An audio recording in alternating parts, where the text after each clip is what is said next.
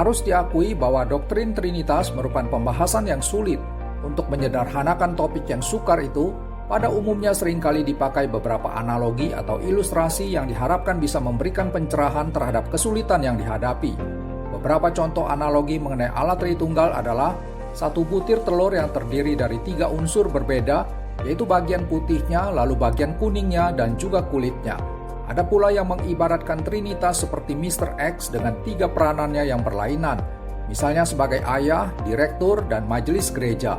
Apakah kedua analogi ini dapat menjelaskan realitas Bapa, Anak, dan Roh Kudus secara tepat dan benar?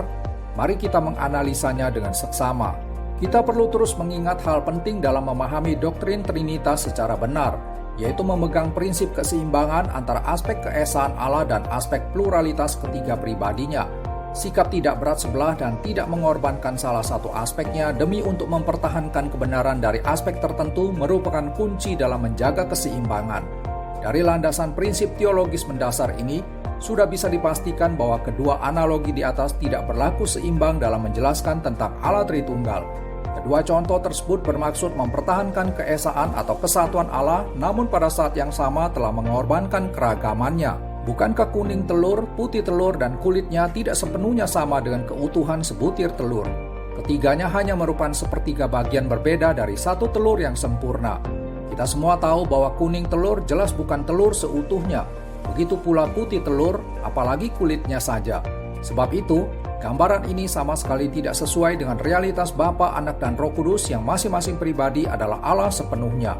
Selain mengorbankan keutuhan dalam keragaman demi untuk menekankan kesatuan, terlihat nyata sekali bahwa analogi telur ini tidak memadai dalam menjelaskan konsep pluralitas 3 pribadi berbeda, namun bersifat sepenuhnya dan seutuhnya memiliki keilahian yang sama dalam ketritunggalan Allah.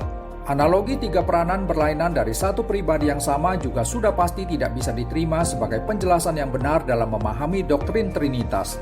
Allah Tritunggal bukan 3 penampilan atau 3 kehadiran berbeda dari satu pribadi yang sama, tetapi satu keberadaan Allah yang meliputi 3 pribadi berbeda.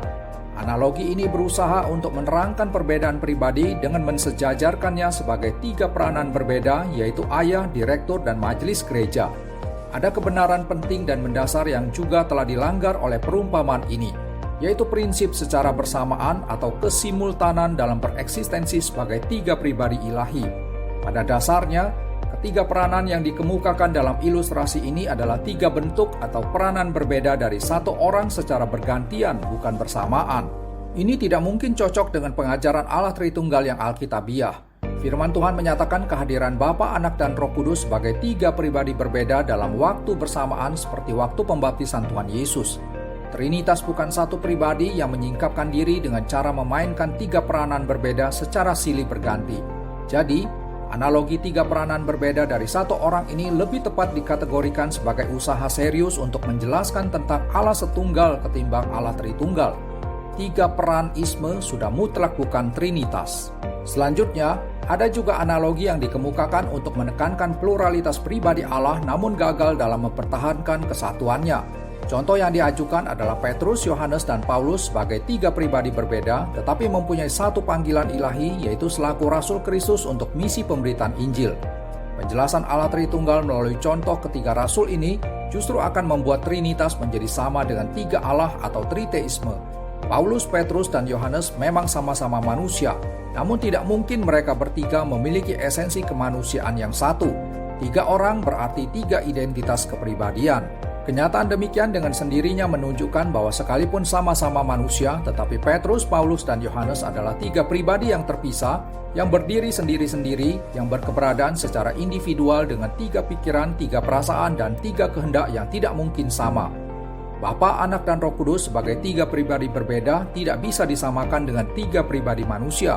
Dalam natur ketiga pribadi Trinitas, hanya ada satu esensi keilahian. Sebab itu, identitas pribadi mereka sama, yaitu masing-masing adalah pribadi ilahi yang tidak pernah terpisah menjadi individu yang berada secara sendiri-sendiri. Mengorbankan aspek keesaan demi untuk menjelaskan pluralitas, justru akan menjerumuskan iman Kristen pada penyembahan terhadap 3 Allah berbeda atau triteisme, bukan trinitarianisme. Dari pemaparan di atas dapat disimpulkan bahwa penjelasan mengenai Allah Tritunggal melalui berbagai macam analogi tersebut nampaknya lebih menimbulkan kekaburan dan kekeliruan ketimbang pencerahan dan pemahaman yang benar. Semua analogi akan memperlihatkan kelemahan dan kekurangannya di sana-sini. Karena itu, daripada menggunakan analogi, akan jauh lebih baik bila penjelasan doktrin Trinitas diungkapkan melalui kata-kata yang tepat. Lewat cara ini diharapkan agar kebenaran penting tentang keberadaan Allah Tritunggal sebagai satu esensi dalam tiga pribadi berbeda dapat tersampaikan dengan jelas.